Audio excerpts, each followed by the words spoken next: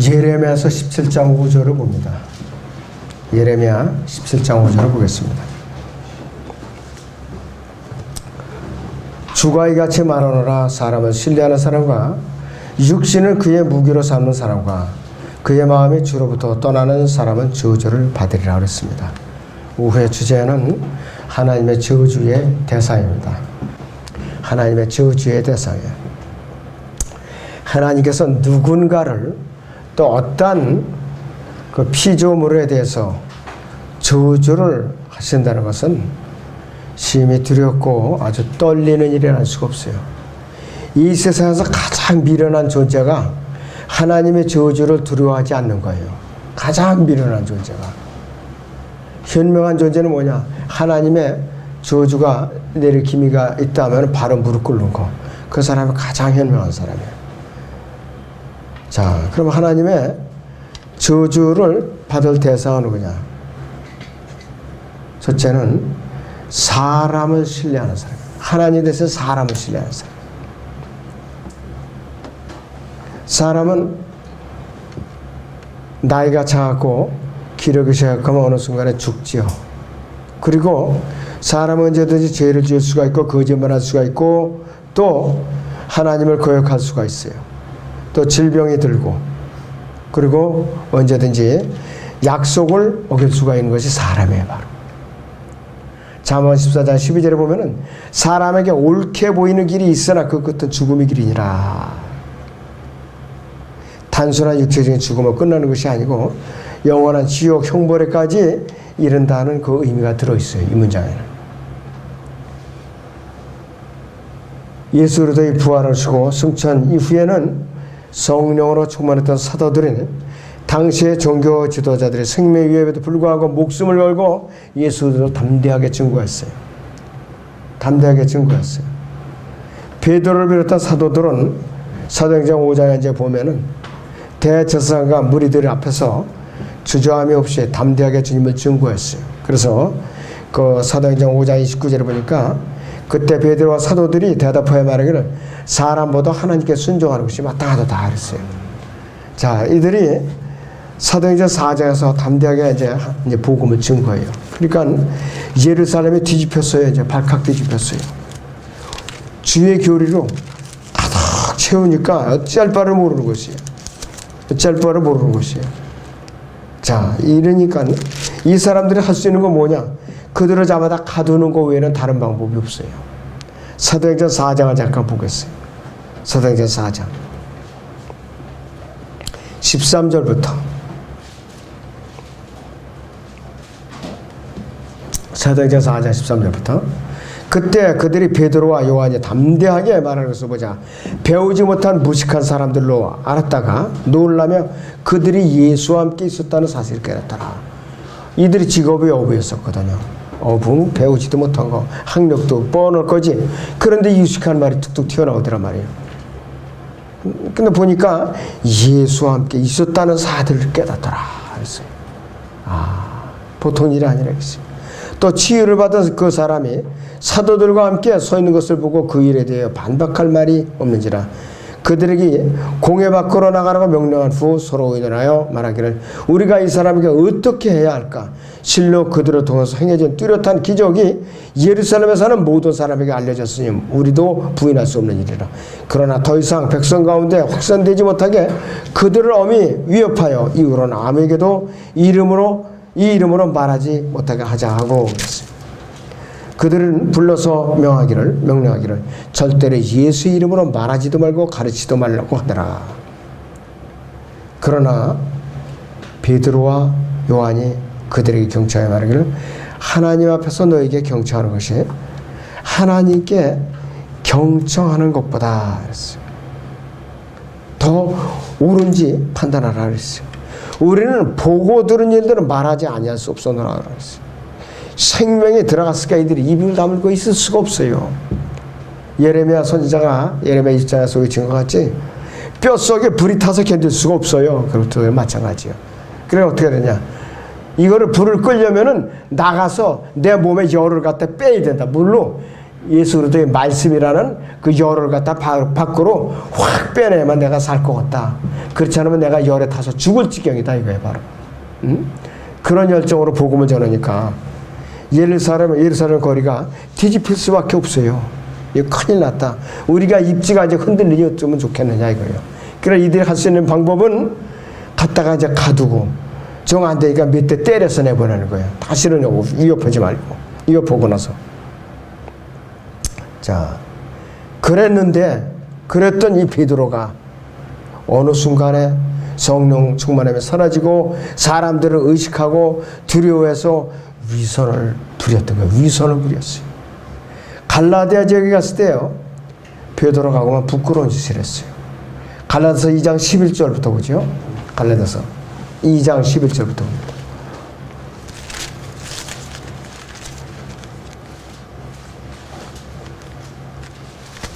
네, 갈라디아서 2장 11절부터 봅니다.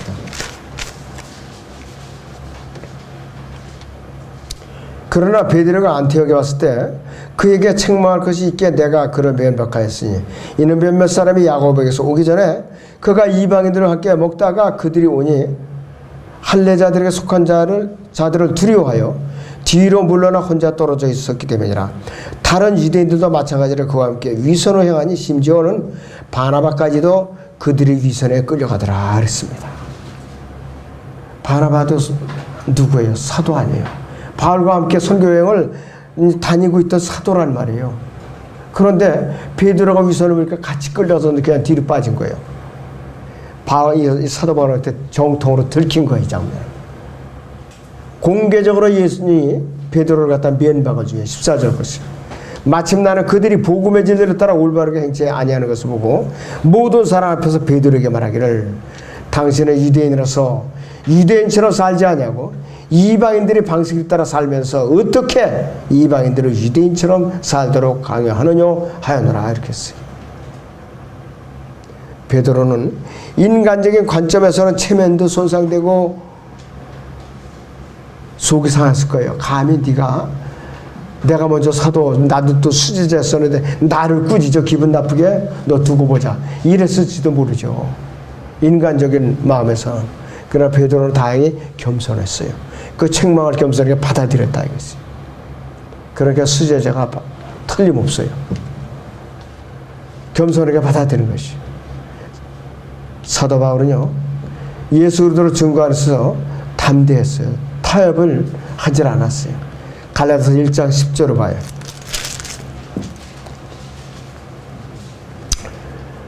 자, 8절부터 보죠.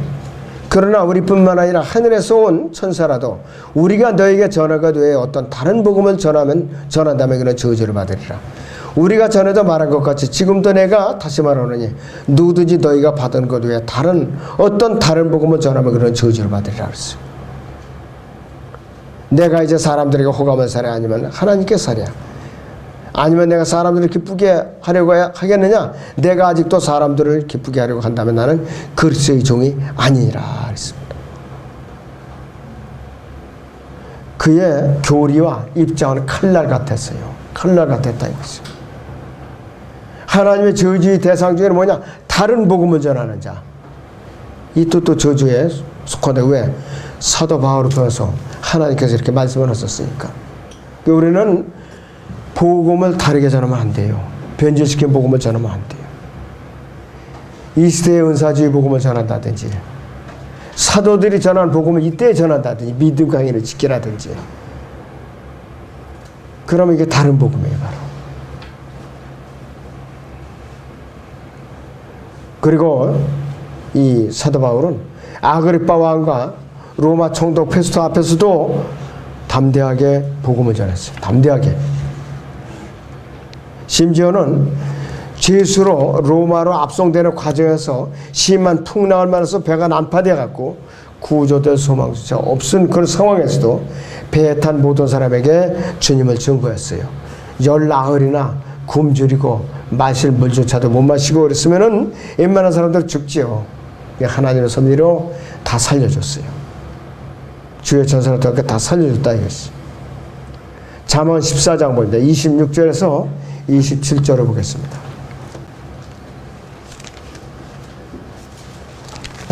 잠언 14장 26절에서 27절을 봅니다.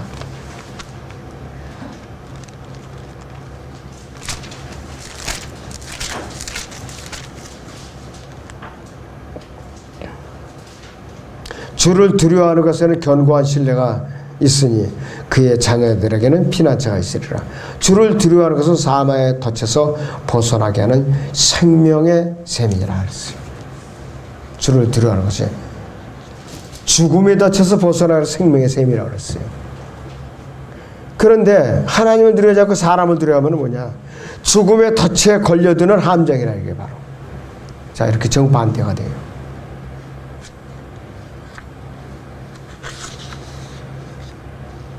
하나님의 저희 두 번째 세상은 뭐냐?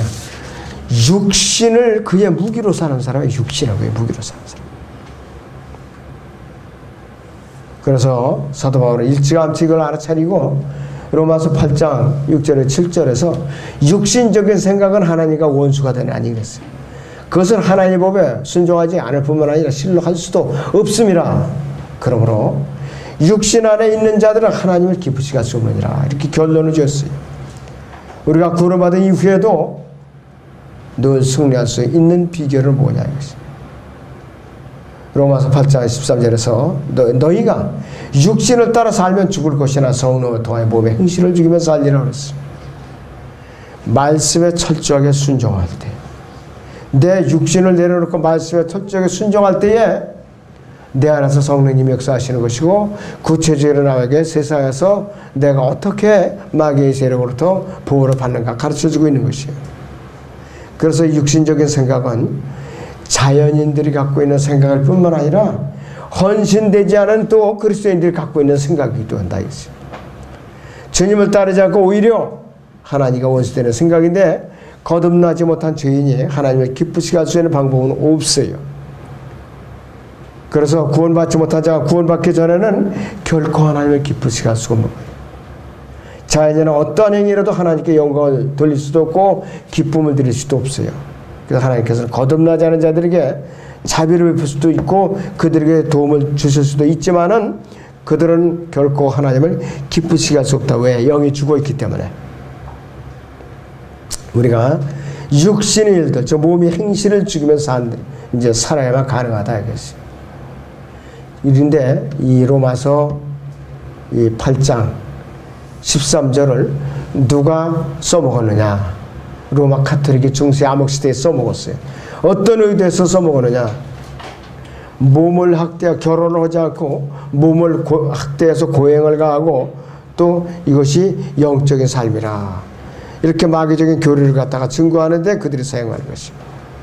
결혼을 하지 않는 것이 몸의 행실을 죽이는 것이기 때문에 영적인 삶이라고 가르치고 주장해서 여기서 수도원이 나오고 또 수녀원 그 다음에 또 신부 사는 그런 그 건물이 다르게 했는데 그래도 여전히 음행사건이 일어났다 이것이. 그래서 이들은 바울이 고린도에서 말한 것을 왜곡해서 자신들이 마귀적인 교리를 옹호하고 있는 것이. 지금 시대도 마찬가지라 이것이. 그래서 마귀적인 교리를 행하는 자들은 마귀의 사절을 이제 받게 돼 있어요. 자신의 의지나 재능이나 능력을 신뢰하고 경배하는 자들은 결코 셋자들의 낙원에 갈 수가 없지요. 오직 예수 그리스도를 의지하는 자들만이 셋자를 향해서 항해를 여전히 할 수가 있어요. 예, 그래서 우리는 일단은 주님의 이름으로 구원을 받고 또 하나님의 자녀가 되어 있어야만 돼요. 그래야만 셋째 하늘에 우리가 갈 수 있는 자격이 주어지는 것이다. 결혼을 하자고 독신으로 고행을 하면서 몸에 이제 고통을 가하고 금식하면서 내가 수도 생활을 한다고 해서 셋째 하늘에 갈 수 있느냐? 절대로 갈 수가 없어요. 고생은 고생대로 가고 지옥에 가게 돼 있다 이것이. 왜? 육신을 무기로 삼으니까. 하나님의 저주를 받은 거나 마찬가지. 육신을 자기 무기로 삼으면은 한계가 있어요. 사람은 육체에 피가 오르고 있는 한은 능력의 한계가 있어요. 자, 때 되면 밥을 먹어야죠. 또 병 나면 병원에 가서 고쳐야죠. 또 이제 졸려면 또 자야죠. 자, 이런 육신을 갖고 자기가 뭘 하겠다는 거냐, 그랬어요. 자기가 아무리 이제 싸움을 잘하고 기운이 세다 해도 자기보다 더 힘이 센 자가 나타나면 어떻게 무릎을 꿇어야 돼. 전쟁하는 것도 마찬가지야. 반대편의 군대가 더 힘이 세요. 전술들도 좋아. 그러면 어떻게 자신 없으면 빨리 항복을 하고 조공을 바치겠나이다. 이렇게 협상을 맺어야 된다 이거지. 그거를 오만함 때문에, 체면 때문에 왕이 정신을 차리지 못하고 자기 군사들이 죽건 말건 무작정 덤벼드는 거예요. 무작정. 그렇다다 몰살을 당한 일이 한두 번이 아니라 이것이. 자, 그래서 우리는 육신을 무기로 사는 사람은 언제든지 위험한 존재다. 가까이 하면 안 돼요. 자, 하나님의 저주의 대상에 세 번째는 마음이 죄로부터 떠난 사람이에요. 마음이. 이스라엘, 배교한 이스라엘 민족에서 하나님께서 이사야 선지자를 통해서 하신 말씀이 있어요. 경고하신 말씀이 있는데 이사야 1장 28절을 보죠. 이사야 1장 28절을 보겠습니다.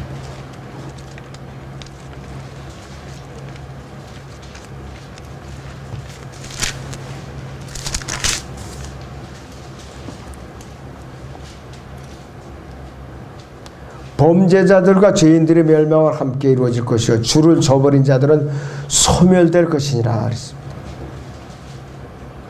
이는 너희가 바랐던 그 상술의 나무들이라요 그들이 부끄러움을 당할 것이요 너희는 너희의 선정한 동산들로 인해 치우고 당할 것이요 너희는 잎이 시든 상술의 나무겠고 물 없는 동산같이 될 것임이라. 강한 자들은 섬질 같겠고 그것을 만든 자는 불꽃 같아서 그대다 함께 불타리 아무도 끌 사람이 없으리라 그랬어요. 하나님께서 불을 붙여놓으면 아무도 못 꺼요. 끌 수가 없어요. 인간적인 도로는 못 꺼진다 이것이. 자, 그래서 이 구절은 구약시대나 신약시대나 모두 소중한 경고예요. 통일이스라엘 초대 왕인 사울은 마음의 죄로부터 떠난 후에 아들들과 함께 필리스타 군대에게 비참하게 최후를 맞았다고 오전에 제가 말씀을 드렸어요. 왜? 마음의 죄로부터 떠나는 일만 골라서 했어요. 기름 부은 다윗을 죽이려고 평생 쫓아다녔고 또 이 하나님께 묻지 않고 위장을 하고 이제 위장을 하고 다른 옷을 입고 신접한 여인을 만나갖고 점을 쳐본 거예요. 자기 신사에다 점을 쳐본 거예요. 그러니 하나님께 가만 놔두겠냐 이것이.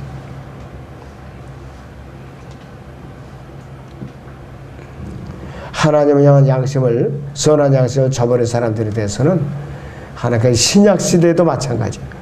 저주를 받게 돼 있어요. 디모데전서 보세요. 1장 19절에서 20절을 봅니다.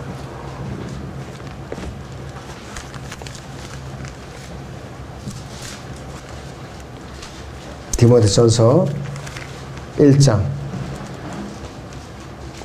19절에서 20절을 봅니다.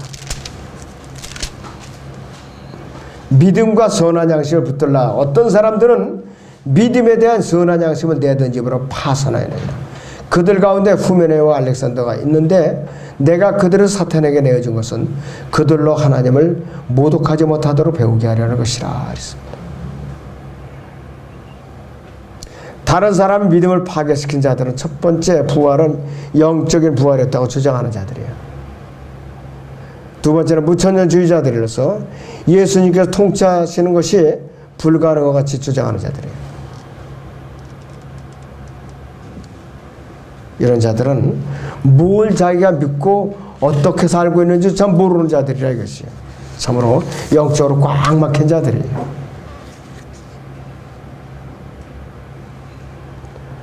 다 디모데서 1장 19절을 다시 봅니다. 믿음과 선한 양심에 붙들라 그랬어요.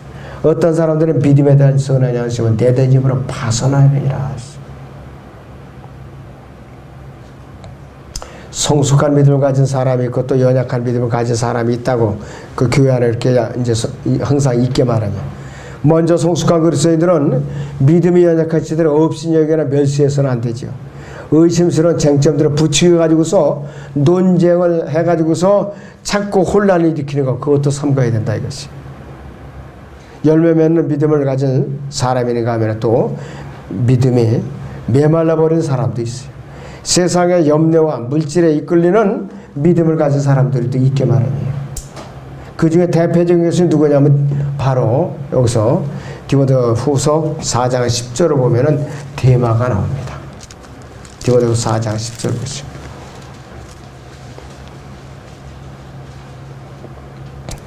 데마는 이 현 세상을 사랑하여 나를 버리고 데살로니가 갖고 그랬어요. 데마는 이 현 세상을 사랑하여 나를 버리고, 얼마나 부끄러운 일이에요. 데살로니가를 갔다 이것이. 이 현 세상. This present world 해갖고 너무나도 부끄러운 일이에요. 구원받고 선교 사역에 함께 동참했던 자도 이랬었어요.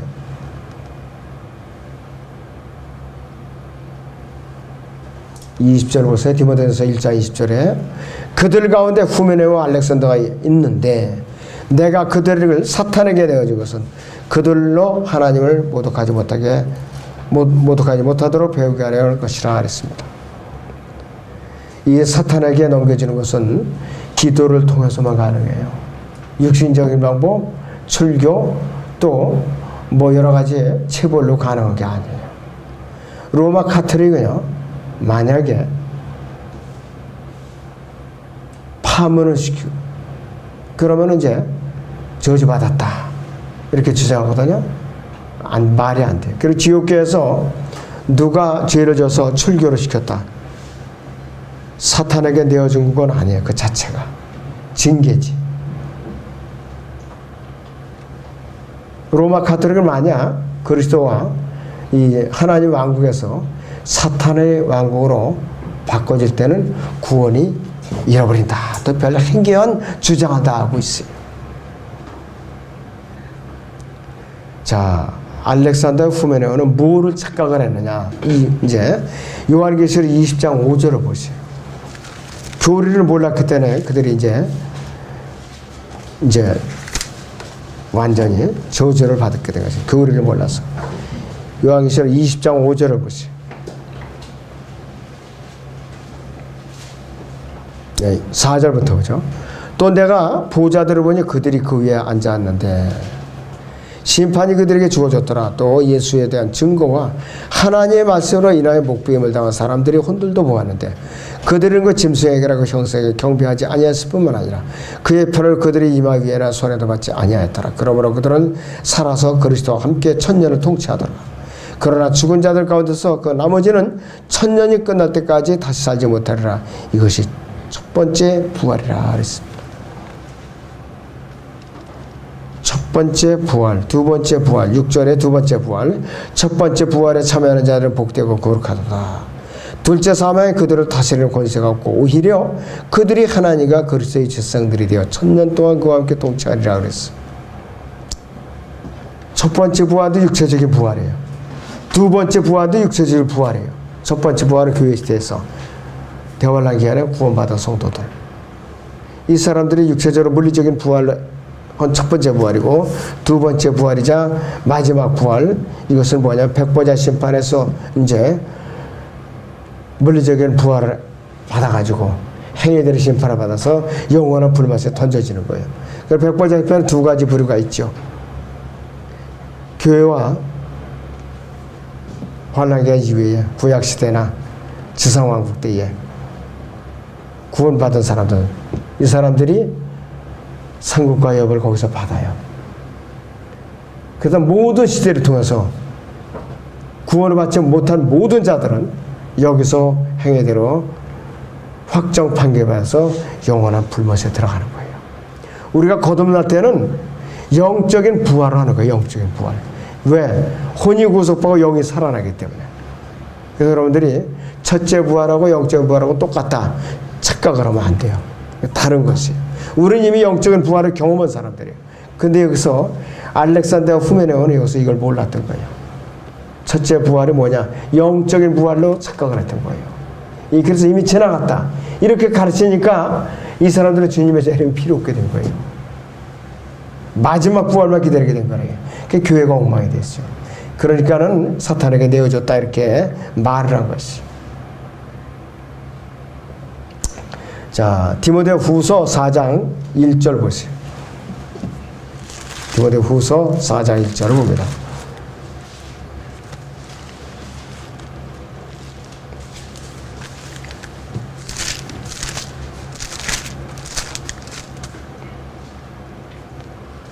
그러므로 내가 하나님과 주 예수 그리스도 곧 그가 나타나실 때와 그의 왕국에서 산자들과 죽은 자들을 심판하실 분 앞에서 네게 명하노니 이랬습니다.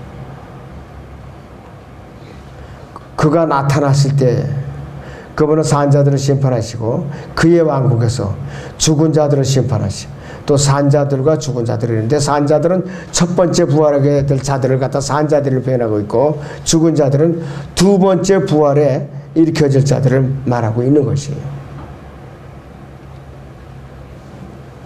자, 그래서 우리가 성경을 잘못 배워가지고서 계속 잘못 전하고 있다. 하나님의 영광을 가리고 있다. 하나님께서 기뻐하실 리가 없죠. 정도가 지나치다 하면은 하나님께서 목숨을 거둬 가실 수가 있어요. 목숨을 거둬 가실 수가 있어요.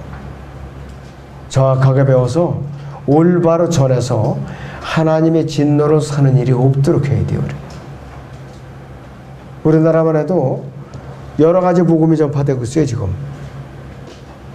여러 가지 복음이 산상수훈이라는 행위 복음이 전파되고 그다음 대환란 때 믿음과 행위 또 이 짐승표를 이제 받아야 할 사람들이 들어야 할 영원한 이제 그 복음을 이제 들어야 할 사람들 별별 복음이 다 전파되고 있어요. 그 다음에 은사주의 복음이 전파되고 있고 올바로 은혜의 복음이 정확하게 전파되고 정확하게 또 구원받는 사람들이 그래서 갈수록 적어지는 거예요. 이 땅이. 여러분들이 아무쪼록 올바로 배운 대로 올바른 복음을 올바로 전해서 정확하게 이 구원받지 못한 혼도를 하나님 앞으로 이제 이겨와 갖고 하나님의 저주의 대사에서 한 사람이라도 줄여가나이다. 한 사람이라도 그 일에 여러분들이 대열에 동참을 해야 됩니다.